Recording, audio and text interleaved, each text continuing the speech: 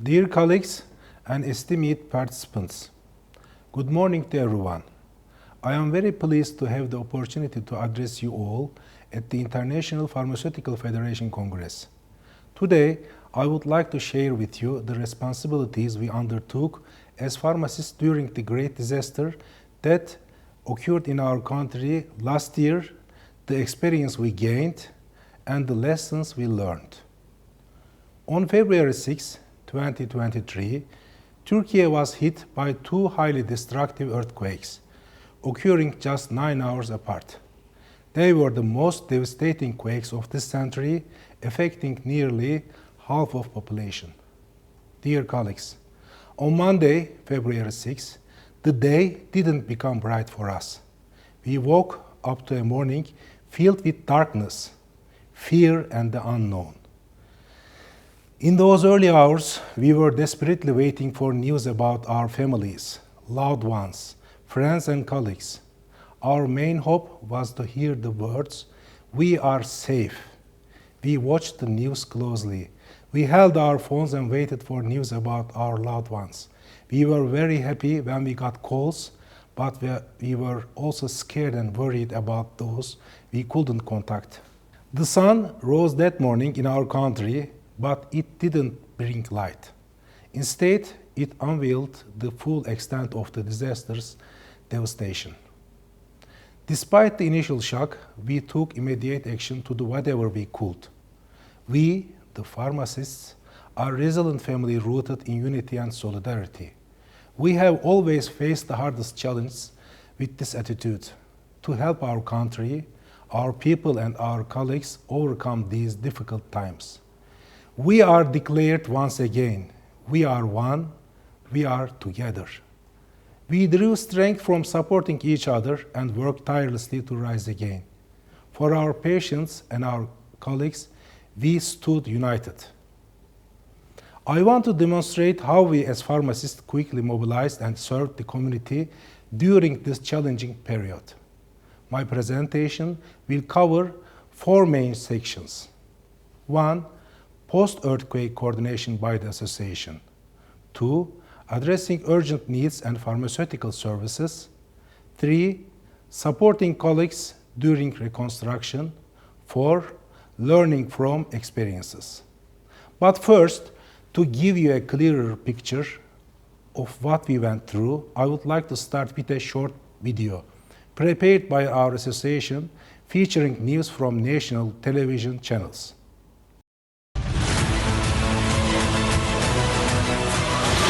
Ne sallanıyor bak.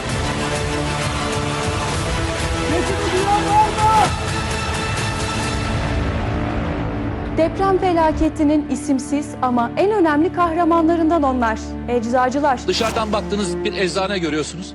İçeri girdiğinizde fedakarlık. Milyonlarca afettede ve vatandaş burada ilaçlarını temin edebiliyorlar. Bunun arkasında koskocaman bir organizasyon var. Türk Eczacılar Birliği bir organizasyon yapmış. Bütün deprem olan bölgelerde geçici eczaneler kurulmuş. Böyle raf sistemlerini falan da kurmuşlar, biliyor musunuz? Bizim bütün alanlarda bu tarz çözümlere ihtiyacımız var. Yani bu organizasyon mükemmel bir organizasyon. Çalışmalara depremden haberdar olur olmaz 1 saat içerisinde Türk Eczacıları Birliği'nde kurmuş olduğumuz Acil Afet Koordinasyon Merkezi'nde başladık. Türk Eczacılar Birliği'ne bağlı eczacılar da afetin ilk gününden beri sahada.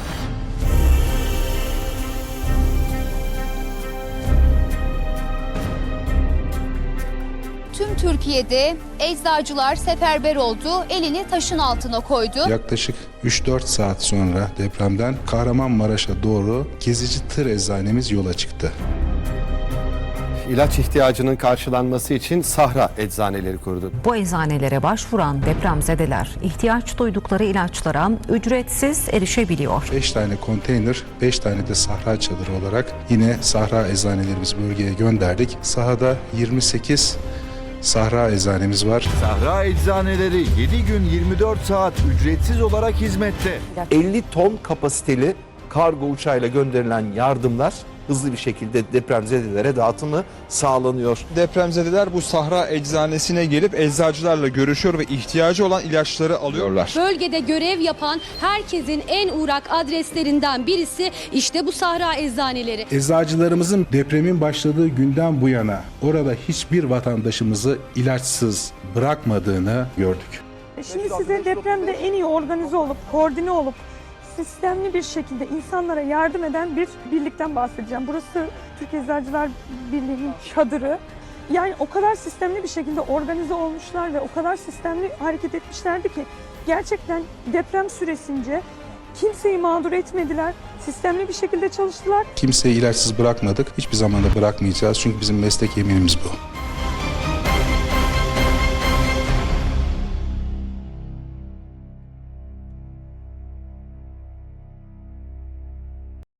Unfortunately, these were very difficult times. These figures illustrate the scale of the disaster and destruction we experienced, affecting multiple provinces and resulting in the loss of thousands of lives.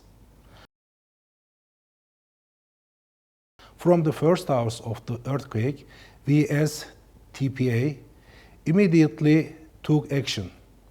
We organized aid activities as swiftly as possible through the Disaster Management Coordination Center we established. Along with more than 46,000 colleagues from all over the Turkey and the regional pharmacy chambers, we took swift steps for public health.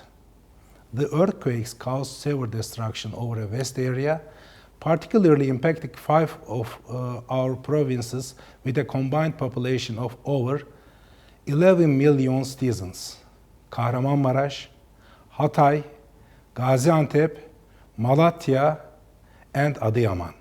We formed a coordination team to facilitate the flow of information and distribution of tasks.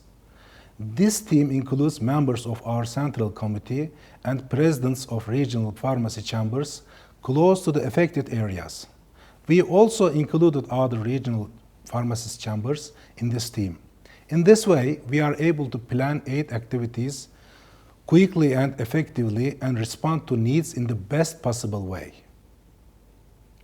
Our mobile pharmacy set out from Ankara towards the earthquake center within 5 hours after the first earthquake. We began serving our citizens on the first day of the earthquake. Our main focus was meeting the urgent needs of people in the region, ensuring continuous pharmaceutical services and maintaining patient safety. The biggest challenge was the collapse of the pharmaceutical supply chain. I would like to share with you some photos of our disaster relief pharmacies. We launched a disaster relief campaign using a digital system created by our association to quickly distribute medicines and medical supplies to the affected areas. Our colleagues entered the amount they wished to donate for medicines and other health products into the system. We collaborated with wholesalers. This collaboration ensured the step-by-step delivery of needed medicines to disaster relief pharmacies. This system ensured a continuous free supply of medicines and health products to citizens affected by the earthquake. Since the earthquake affected a very large area, we established 28 additional disaster relief pharmacies in the region, in addition to our mobile pharmacy. These pharmacies provided uninterrupted pharmaceutical services. For 74 days, over 5,000 volunteer pharmacists from across Turkey traveled to disaster zone. Their efforts were coordinated by our association and regional pharmacist chambers. Our colleagues shared the pain of our citizens and addressed their pharmaceutical needs. In this image, you see the post shared by Dr. Hans Kluge, WHO Regional Director for Europe, after visiting our emergency pharmacies in the disaster area. On the screen, you can see a photo of our joint Zoom meeting with FIP. There you can see Dominic, Catherine, and our team. We were in constant communication with our International Pharmaceutical Federation throughout this process. Once again, I extend my sincere thanks. You all know our former FIP president, our beloved colleague Dominic Jordan, who has sadly passed away. I would like to take a moment to honor with his memory and contributions to our profession. The location information of the disaster relief pharmacies was continuously and promptly shared with the public via national media, our social media accounts, and our Where is My Pharmacy application developed by our association. From the very first day of the earthquake, we have kept our colleagues informed with the disaster management reports that we published daily. Of course, the needs in the region were various. It was winter and the weather was very, very cold. Many people were left homeless. Even if their homes were not destroyed, they couldn't enter them due to fear and aftershocks. Our colleagues couldn't remain unresponsive to this situation either. From the very first day, our association launched another aid campaign for blankets, heaters, protective clothing, and other items. Our colleagues from all over the country wanted to donate the earthquake zone. These items were delivered to those in need using 2 planes, each carrying 50 tons. To address the risk of infectious concerns like scabies in communal living spaces, we create an awareness poster and a guide for protection. We shared them online. To do that, we collaborated with the Turkish Dermatology Association. Additionally, we provided a training module, clinical pharmacy and care in disasters to our colleagues through our distance education platform. To help earthquake-affected citizens get medications more easily and to improve working conditions for our colleagues impacted by the disaster, we held discussions with public institutions. Up to this point, I have highlighted our efforts to respond to urgent needs in the region and the continuation of pharmaceutical services after the earthquake. From now on, I will share with you our effort to support our colleagues during reconstruction. We woefully lost 44 colleagues and 21 pharmacy faculty students and pharmacy technicians. I once again remember with respect, gratitude, and sorrow for our colleagues, pharmacy faculty students, pharmacy technicians, and all citizens who lost their lives. We began our efforts from the first day to support our colleagues and their families in the region. Our association established a 24/7 call center for colleagues affected by the earthquake to respond to their issues and concerns. We contacted the families of colleagues who lost their lives in the earthquake. On behalf of all our colleagues, our Central Committee expressed condolences and provided a death benefit from the TPA Mutual Aid Fund. Additionally, our Central Committee decided to offer scholarships to the children of our deceased colleagues for the duration of their education. After the earthquake, our colleagues needed shelter just like any of the affected residents. From the first day, we converted our association's former service building into a post-disaster shelter center with a capacity of 250 accommodation. Within a week, it was ready to provide services with rooms, social areas, and a dining hall. It was allocated to our colleagues, pharmacy faculty students, and their families who came to Ankara from the earthquake-affected regions and needed shelter. Over 500 pharmacies in the disaster zone were destroyed or severely damaged. The insurance company of TPA quickly established communication with regional pharmacy chambers and colleagues in the affected areas.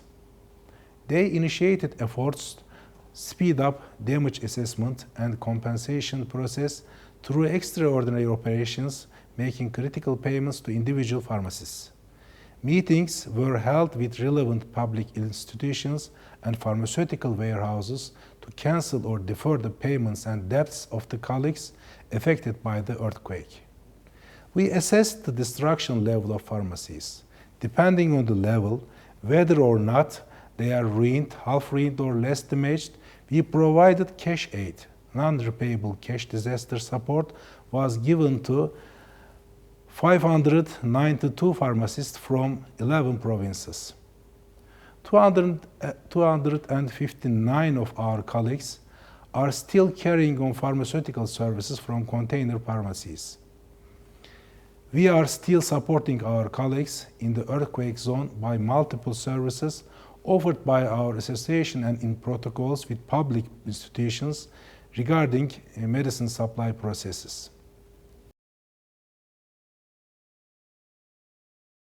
The major earthquakes and floods we have experienced remind us the importance of being prepared for natural disasters and taking measures to reduce risks. The key lesson we learned is that we need to be ready. Our precautionary plans now include not only physical security measures, but also financial protection.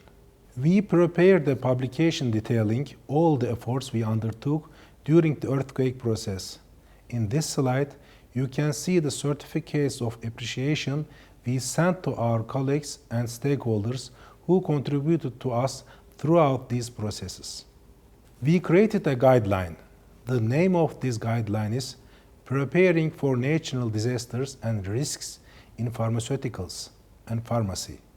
We utilized the experiences from recent disasters like earthquakes, wildfires, and floods. We also incorporated insights from the International Pharmaceutical Federation. This guideline provides pharmacists and stakeholders with a roadmap for effective disaster response, focusing on roles, responsibilities, and the institutional structure. It aims to construct capacity and foster strong relationships for continuous improvement in disaster management. The guideline has been shared with our regional pharmacy chambers and is available in English for colleagues who are interested. I will share my email at the end of my presentation. Please contact with me. Now, I will share a very short video with you. Based on what we learned from emergency field services, we redesigned our mobile pharmacy to serve better.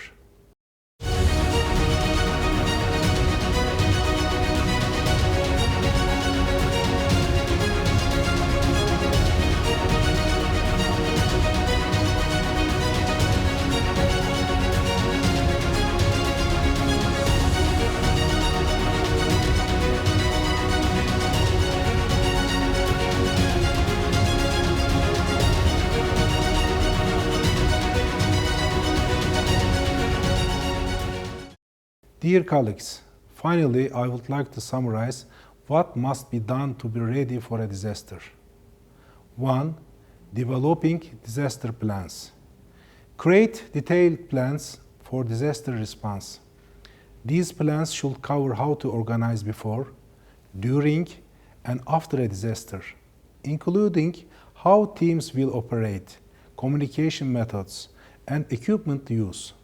The plans should also outline goals, resources, personnel, and interactions with other organizations. Plans should be tailored for each organization's members. 2. Training and awareness. Offer disaster preparedness training to raise awareness. These programs should include experts to guide on key actions, especially in the first 72 hours. 3. Capacity building. It's important for professional associations to prioritize capacity building activities to improve their ability to respond to disasters. This includes acquiring and maintaining emergency equipment in advance. And 4. Preparation of an emergency medicine list. After a disaster, the need for medical supplies and medicines is crucial. Properly identifying these needs ahead of the time ensures efficient use of resources and suitable aid delivery. Grouping medicines and supplies correctly also saves time during a disaster. 5. Establishing a distribution plan. Develop distribution plans to ensure effective delivery of medicines to affected areas during disasters.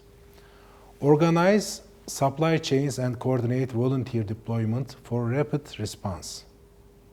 6. Collaboration and networking.